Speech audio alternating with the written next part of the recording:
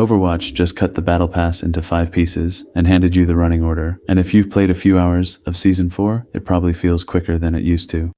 It isn't quicker, and I'm not guessing at that because Blizzard wrote it down themselves in their own announcement in a sentence I don't think anybody read out loud.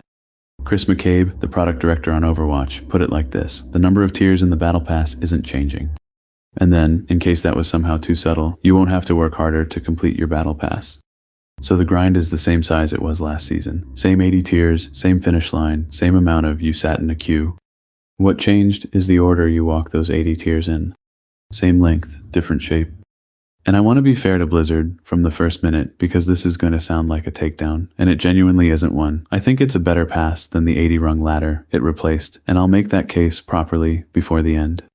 But every line in that announcement is about order. Not one of them is about length, and half the internet spent the week describing it like the pass got shorter.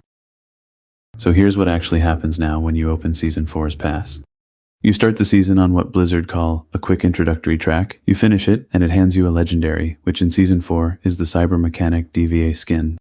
Then the part every Overwatch channel made a thumbnail out of. You get to choose one of 5 tracks. A track is McCabe's word for it, and he describes one as a single 8-10 tier page. So instead of one long ladder with 80 rungs on it, you've got 5 pages, and you pick which page you're climbing.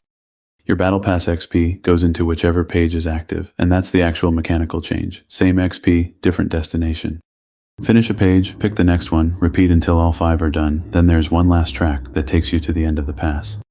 And you can change which track is active at any time, which McCabe describes as total control over which rewards you want to progress toward, which is genuinely great if you main a support and the skin you want is sitting 3 pages deep.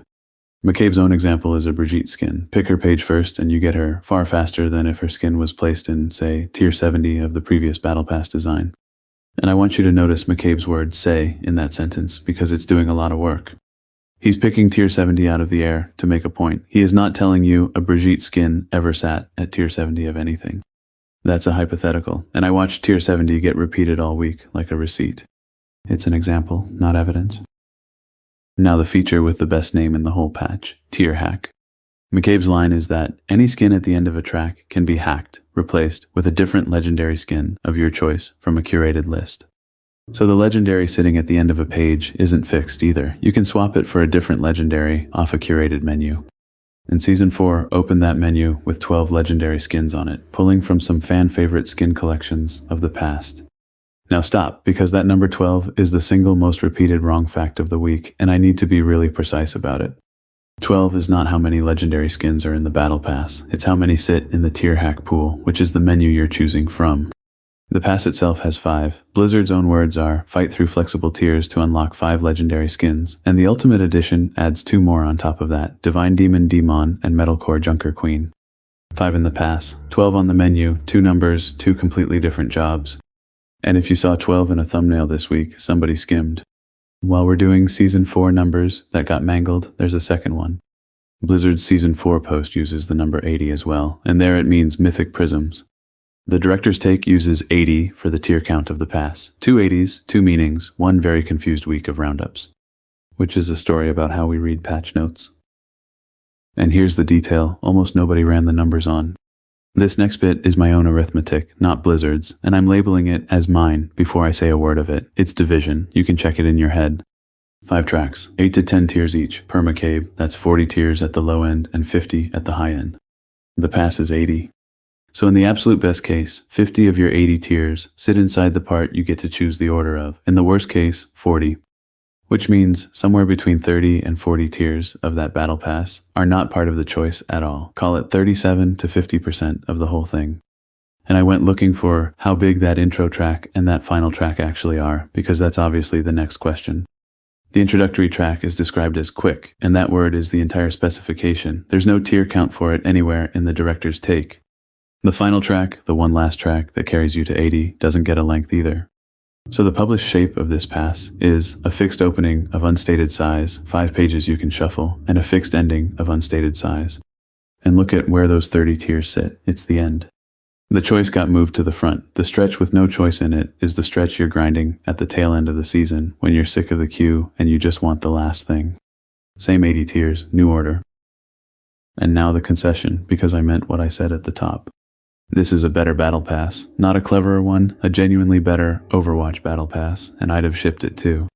Order matters enormously in a thing you grind at for an entire season. If the skin you want is the first thing you can reach, instead of the seventh thing in a queue you didn't build, the pass feels different, and how a battle pass feels is most of what a battle pass is. There's nothing dishonest about putting the legendary you want within reach. Tier hack is a straight gift as well. Being handed a curated list and told to swap a reward you don't want for one you do is more control than the old pass gave you at any point, and Blizzard didn't have to do it. And here's the thing I'll actually give Blizzard the most credit for.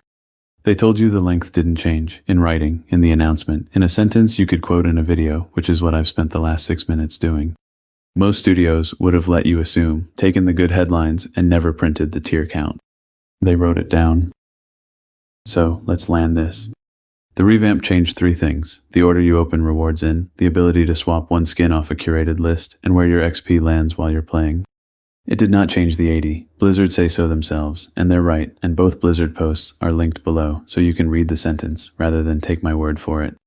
And by my own division of their 2 published numbers, at least 30 of the 80 tiers were never inside the choice to begin with. They're sitting at the back of an 80 tier pass, which is exactly where you'll feel them. So the honest version is this: you didn't get a shorter grind. Nobody said you did, except the internet. You got a better arranged one, with the good part pulled forward and the quiet part left exactly where it was. And knowing that changes how you play Season 4, which is the only reason I make these. If you're going to burn out on this pass, you're going to burn out at tier 60-something, on a stretch you didn't pick, for a reward you didn't choose. Plan the 5 pages you actually want first. So tell me in the comments, which track did you pick first, and did you spend the tier hack immediately, or are you still sitting on it staring at the menu? I want to know if a single person saved it. And if you're one of the people who read 12 legendary skins and did the maths on that, no judgment, because 12 is the number I had in my head too, until I went and read the post. 5 skins in the pass. 12 on the menu. Same 80 tiers as last season.